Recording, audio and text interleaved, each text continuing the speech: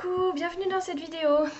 Aujourd'hui, je te parle de deux raisons qui peuvent pousser effectivement à vouloir entamer un chemin de développement personnel. Ces deux raisons, c'est en général qu'on vit des crises. Voilà, c'est aussi simple que ça en fait. C'est qu'à un moment ou à un autre, il y a dans ta vie une crise qui apparaît. Et je dis deux raisons parce qu'en fait, ces crises, elles peuvent être soit intérieures, soit extérieures. Voilà. Alors, qu'est-ce que j'entends par crise et qu'est-ce que j'entends par crise intérieure et qu'est-ce que j'entends par crise extérieure? Les crises intérieures, ça va être des moments où on se retrouve sous l'eau en fait, où on se retrouve complètement perdu dans sa vie, où on ne sait plus qui on est, où on ne sait plus ce qu'on vit, on ne sait plus vers quoi on a envie d'aller, on ne sait plus, voilà, il n'y a plus rien qu'à de sens, on perd toute joie de vivre, on perd tout enthousiasme, on se retrouve complètement dans le brouillard. C'est vraiment ce qu'on appelle la crise existentielle, la crise de la quarantaine.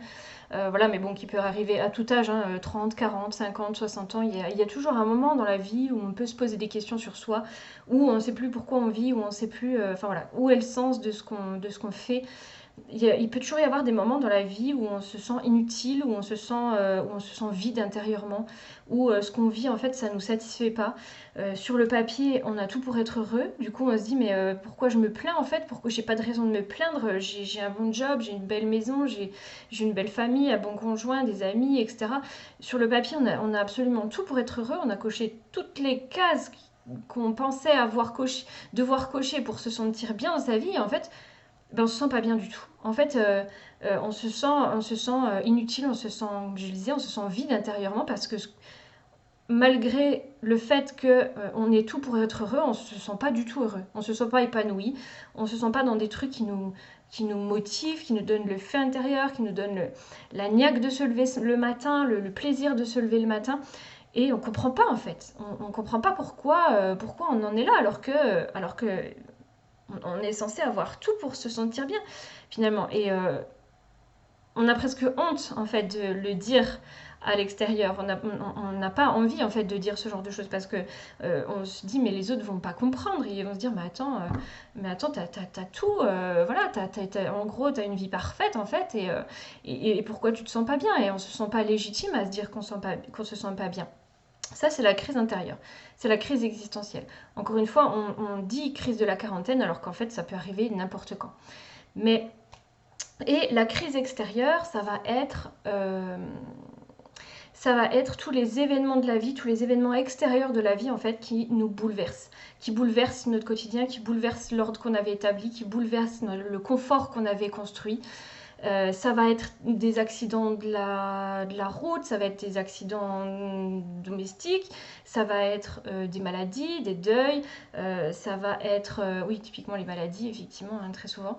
Et tout ça, c'est des choses extérieures qu'on ne contrôle pas, qu'on peut pas, enfin, qu'on n'avait pas prévues, et qui viennent effectivement bouleverser un peu toute la vie qu'on avait construite, tout le, tout l'état d'esprit qu'on avait construit, toutes les croyances qu'on avait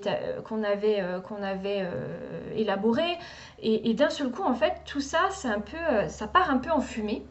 Parce que soit effectivement cette crise intérieure vient tout faire imploser, ça vient faire imploser en fait tout ce tout ce qu'on pensait à l'intérieur de soi, soit ces crises extérieures viennent faire exploser en fait voilà, tout ce qu'on avait construit. Et on sent dans ces moments-là la nécessité de changer. On sent qu'il y a un avant et il y aura un après. Il y avait un avant et il y aura un après.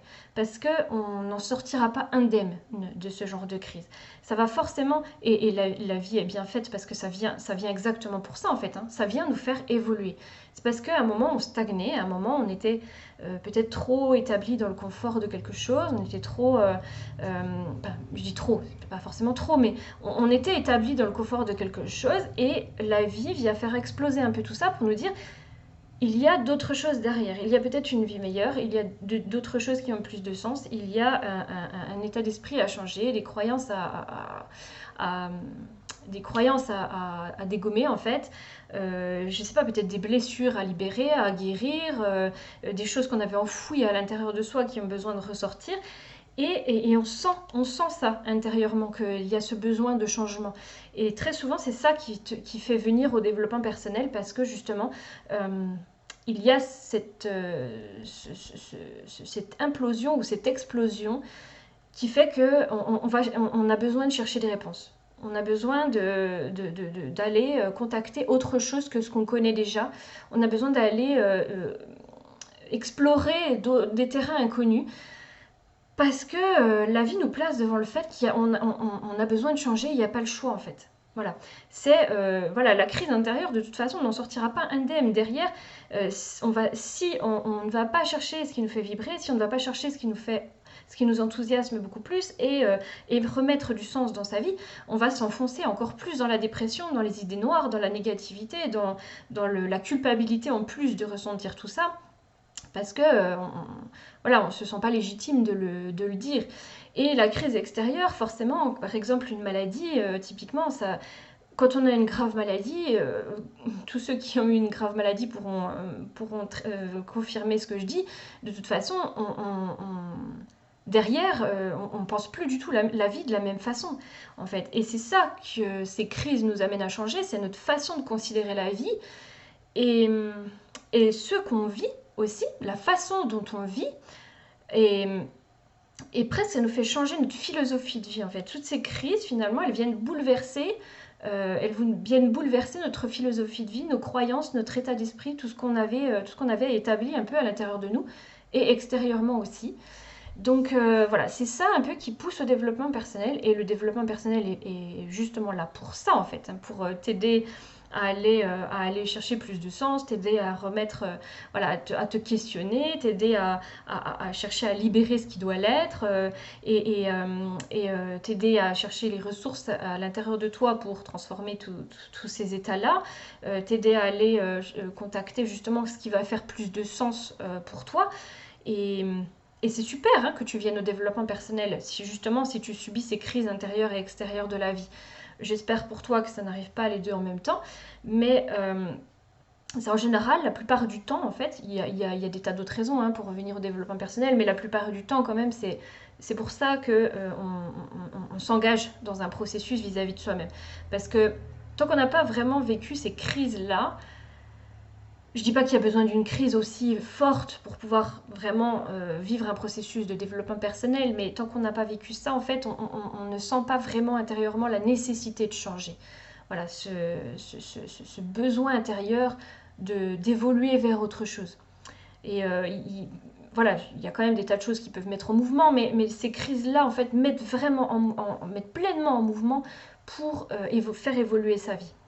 Et justement, le développement personnel est là pour ça. Et c'est pour ça que tu sens que voilà, tu as besoin de cette aide du développement personnel. Donc je t'encourage à t'engager encore plus sur ton cheminement, parce que voilà, d'expérience, clairement, ça transforme la vie. Clairement, ces processus de développement personnel, même s'ils sont un peu longs, même si parfois c'est pas facile, même si il y a des hauts et des bas, même si il y a des moments voilà, de ras-le-bol et autres, clairement, d'expérience, depuis 20 ans que je suis là-dedans, ça change la vie, ça transforme la vie vraiment. Si tu t'engages dans ton processus, ça va transformer ta vie, d'une manière ou d'une autre. Voilà. Et bien écoute, si tu as aimé cette vidéo, mets un petit pouce, raconte-moi si toi aussi tu as vécu ou si tu vis une crise intérieure ou une crise extérieure. Raconte-moi comment tu as vécu ça, toi, ou comment tu le vis. Qu'est-ce que ça t'a amené à transformer, comment tu as vécu les choses aussi, comment tu as vécu tes transformations, qu'est-ce que ça t'a poussé à faire, et raconte-moi aussi qu'est-ce qui t'amène au développement personnel, ça m'intéresse vraiment. Et sinon, voilà, si tu veux suivre mes partages, abonne-toi à ma chaîne. Et puis, je te retrouve pour une prochaine fois dans une autre vidéo. À bientôt!